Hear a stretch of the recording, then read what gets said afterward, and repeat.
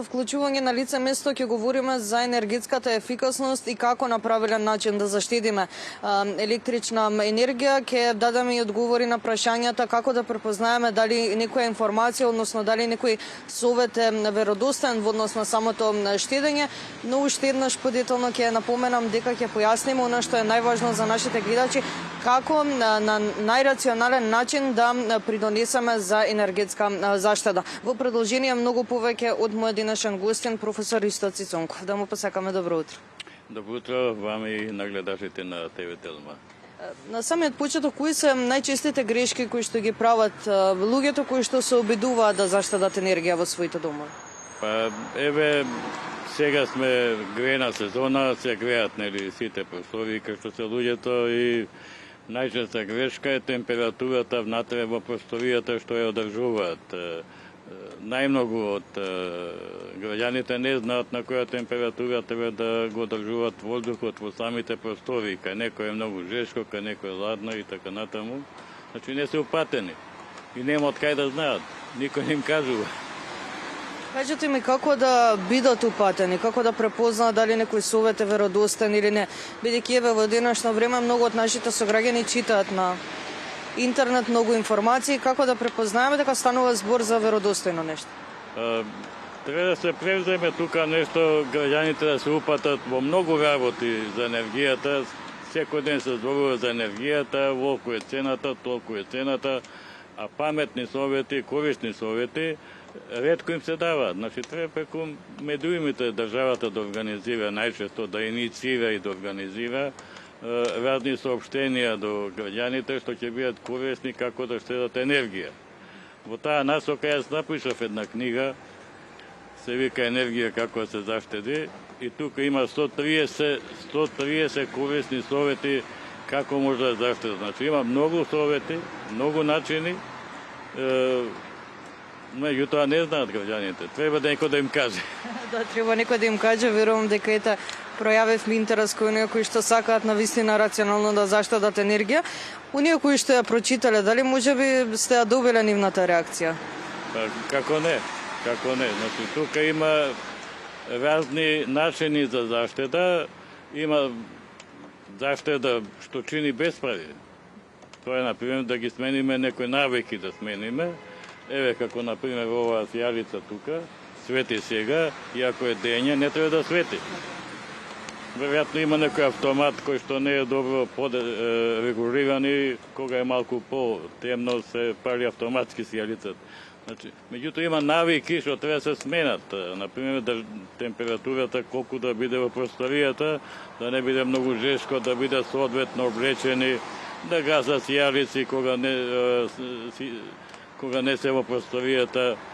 Значи има многу начини што не чинат бесплатни начини на заштеда на енергија. Меѓутоа има и некои начини што чинат прави, например ставање на топлинска изолација на зградите, на куќите, тоа е веќе чини прави, меѓутоа со текот на времето тие прави се враќаат, се исплатуваат.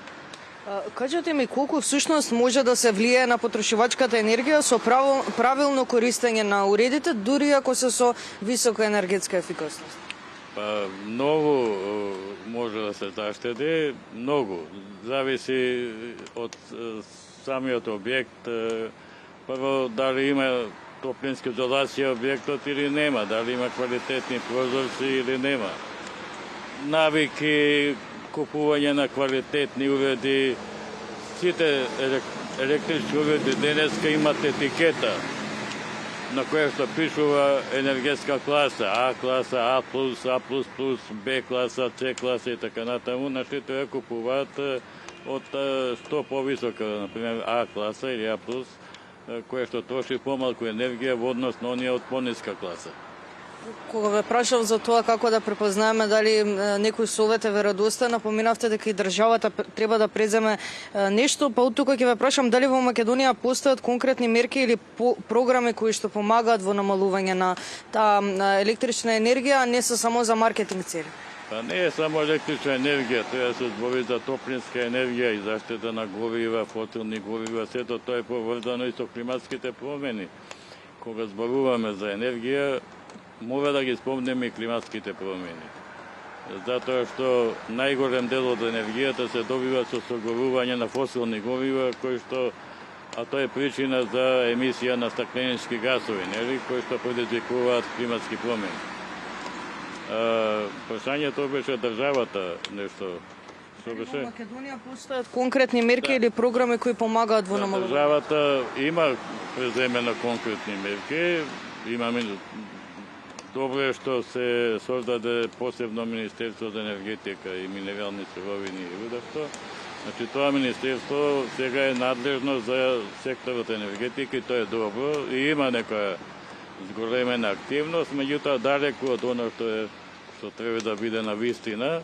Има преземено уште државата веќе 10-15 години, има акции за зголемување на енергетската ефикасност, односно има и закон за енергетска ефикасност, има и национални планови за енергетска ефикасност, има акции на локално ниво, значи локални акциони планови за енергетска ефикасност. Сето тоа го има, ама го има повеќе на хартија отколку што на вистина се прави.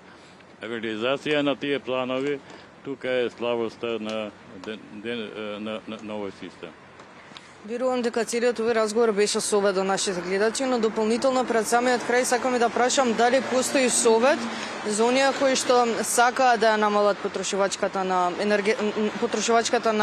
енергија или рационално да ја користат, но на некој начин сакаат да живеат во комфорт.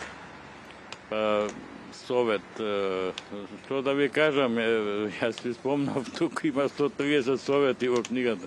Не знам кој попар, најлесно е да ги сменат навиките.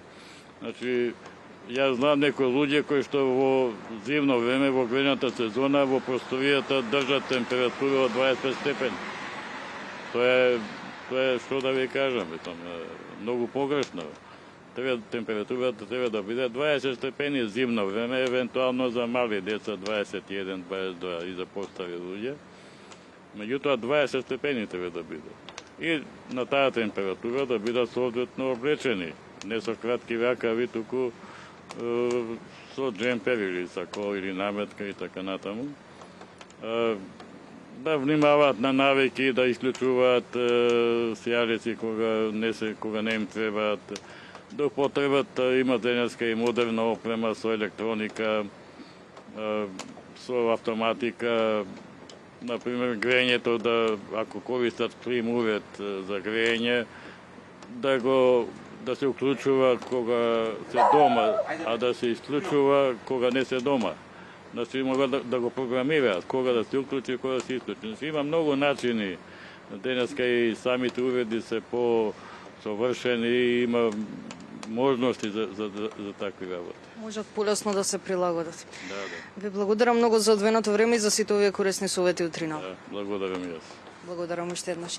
Се надевам сите совети беа добродојдени, како што напоменав и на самиот почеток, со оглед на тоа дека станува збор за една граѓанска тема која што би била добродојдена за сите. Ние се гледаме повторно за 1 час од сега со нови информации токму од лице место.